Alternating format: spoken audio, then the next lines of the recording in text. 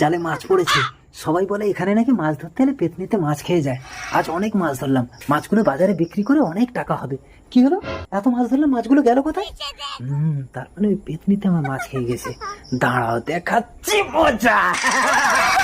ছেড়ে দে, আমি আর মাছ খাবো না। তোকে ছেড়ে দেবো? তুই সকলের মাছ বের করে খেয়ে নিস। আমাকে ছেড়ে দে, তোকে একটা জিনিস দেবো।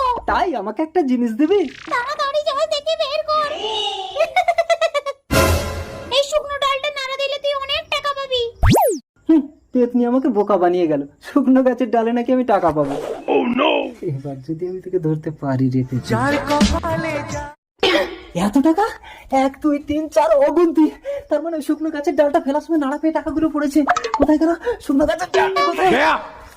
ওই শুকনো গাছের ডালটা কাঠপুরনি কুড়িয়ে নিয়ে গেছে। কাঠকুড়ানি নিয়ে গেছে? তাহলে তুমি আমাকে আরেকটা ডাল দাও পেতনি। ওই ডাল আমার কাছে একটাই ছিল। ওই কাঠপুরনির সাথে বিয়ে করলে তবেই তুই ওই